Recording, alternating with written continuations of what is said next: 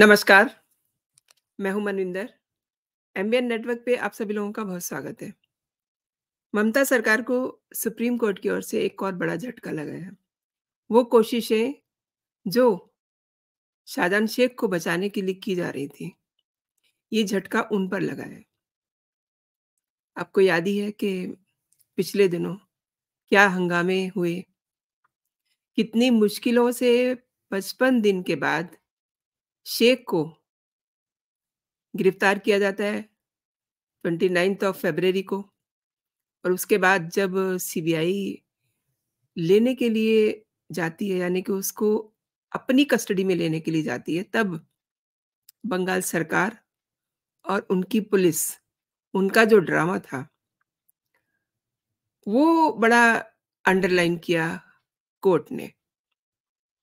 और संदेश खली के मामले में सुप्रीम कोर्ट ने सोमवार को बंगाल सरकार की याचिका पर सुनवाई करने से इनकार कर दिया।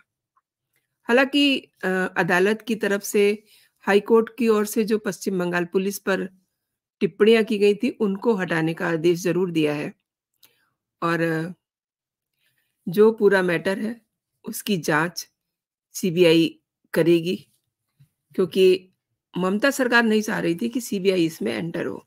क्योंकि यही वजह थी कि जब सीबीआई 2 बार लेने जाती है, पहले दिन जब सीबीआई लेने के लिए जाती है, कोर्ट के कहने पे, खाली लौट के आती है और नेक्स्ट डे फिर कोर्ट का सहारा लेना पड़ता है। इन द मीन टाइम अ, बंगाल सरकार यानी कि ममता सरकार सुप्रीम कोर्ट पहुँच गई कि वो खुद से सारी इन्वेस्टिगेशन करेंगे, यानी कि पुलिस करेगी, यानी कि एसआईटी करेगी।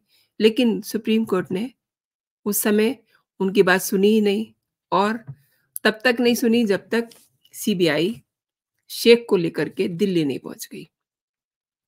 और आपको पता है कि ममता सरकार शेख को क्यों नहीं हैंडओवर कर रही थी सीबीआई को? इसलिए कि उसके पेट में सारे राज हैं। वो सब राज जिनकी वजह से ईडी उसके घर रेड मारने के लिए गई थी और क्या हश्र हुआ था उस दिन जो ईडी की टीम थी, किस तरीके से शेख के लोगों ने उन पे हमला कर दिया और वो टीम लहूलुहान होकर के वहाँ से लौटती है। तो सुप्रीम कोर्ट से सोमवार को पश्चिम बंगाल के ममता बनर्जी सरकार को झटका लगा है, मतलब तगड़ा झटका लगा है। क्योंकि बंगाल सरकार की ओर से जो याचिका थी उस पर सुनवाई करने से इनकार कर दिया है, जिसमें संदेश खली मामले की सीबीआई जांच पर रोक लगाने की मांग की गई थी। आपको पता ही है कि पिछले दिनों क्या कुछ हुआ। कलकत्ता हाई कोर्ट ने संदेश खाली मामले की सीबीआई जांच के आदेश दिए थे। इसके बावजूद ममता सरकार नहीं चाह रही थी कि सुप्रीम कोर्ट के कहने पर सीबीआई इसकी जांच करे। इसीलिए वो सुप्रीम कोर्ट गई, लेकिन वहाँ उनको कोई उसका लाभ नहीं मिला। सुप्रीम कोर्ट ने बंगाल सरकार की याचिका पर टिप्पणी करते हुए पूछा कि संदेश खली मामले के मुख्य आरोपी शाहजान शेख को पुलिस इतने दिनों तक गिरफ्तार क्यों नहीं कर पाई? ये बड़ा सवाल था क्योंकि मतलब किसी भी स्टेट में कोई इतना बड़ा गुंडा थोड़ा ना हो गया कि पुलिस उसको ढूँढ ना पाए और स्थिति इसके विपरीत थी। उस गुंडे को पुलिस ने ही कहीं छिपा रखा था। ये बात बार-बार कही जा रही थी, बल्कि एक दिन तो स्मृति ईरानी ने प्रेस कॉन्फ्रेंस की और ये कहा कि ममता जी, आप निकालिए शेख को, कहाँ है? आपने कहाँ छिपाया हुआ है? ये बात उन्होंने कही थी। और इसके जवाब में जब संदेश खली वाले मामले में पुलिस ने इतने दिनों तक क्यों छिपा रखा था? क्यों गिरफ्तार नहीं कर पाई? सुप्रीम कोर्ट ने जब ये पूछा तो इसके जवाब में बंगाल सरकार की ओर से जो वकील गए हुए थे, उन्होंने जवाब दिया कि पुलिस ने इस मामले में पहले ही 7 लोगों की गिरफ्तारी की हुई थी, केवल 1 गिरफ्तारी नहीं हुई थी। और बंगाल सरकार की इस दलील पर जस्टिस मेहता ने कहा कि राज्य पुलिस को आरोप पत्र दाखिल करने में कितना समय लगता है? अब वकील जो है बगले झाँक रहे थे, क्या जवाब दें? और ईडी की ओर से पेश वकील एसवी राजू ने सुप्रीम कोर्ट को ये बताया कि मामले के मुख्य आरोपी शेख ने उसके अधिकारियों के खिलाफ एफआईआर भी दर्ज करवाई है। अब देखिए, मतलब चोर जो है कोतवाल को डाँट रहा है।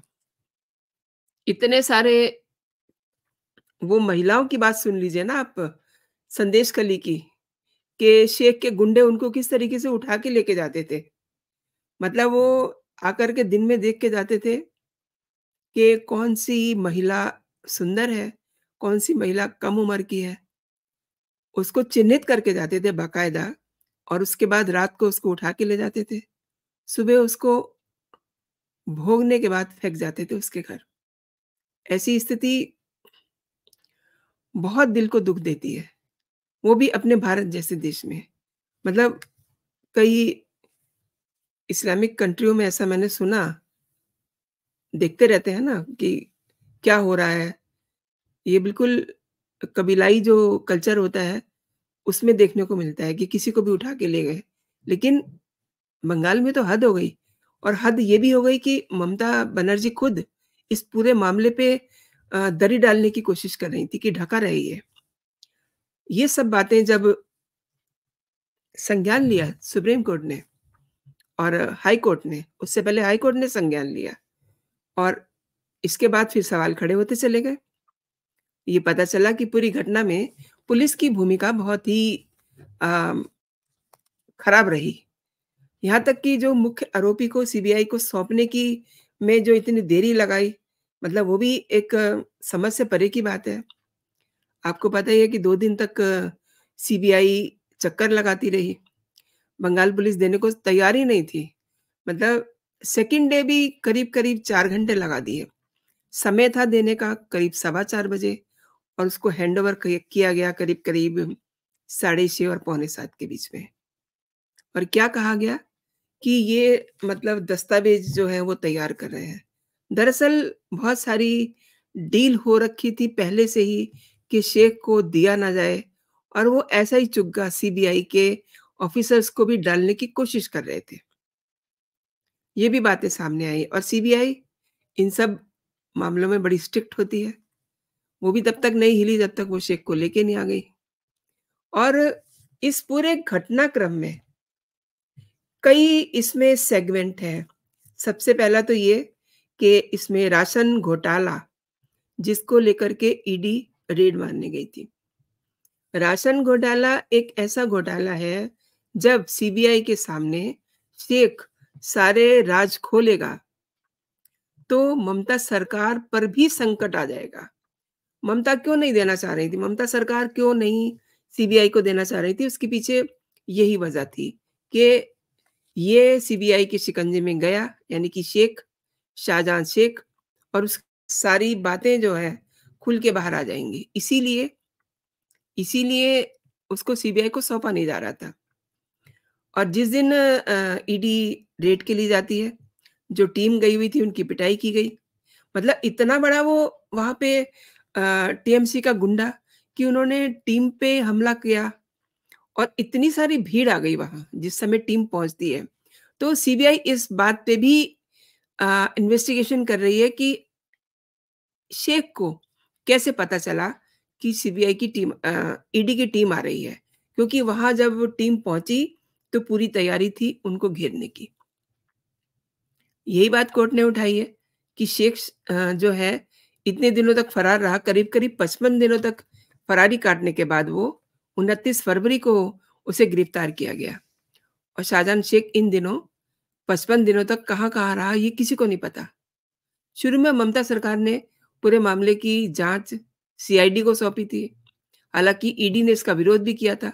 इसीलिए हाई कोर्ट का दरवाज़ा खटखटाया गया था और high court, Calcutta high court का रोल इसमें बहुत ही कहना चाहिए कि अ, अच्छा है।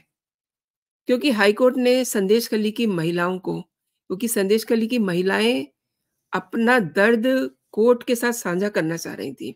नॉर्मली ये होता है कि जो रेप पीड़िता होती है, वो कोर्ट के सामने जाने से बचती है। लेकिन वहाँ की महिलाएँ, उनका दर्द इंतहा हो गई थी उनके दर्द की।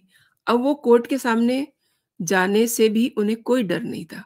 वो चाह रही थी कि हम अपनी बात खुद कोर्ट में जाके रखें।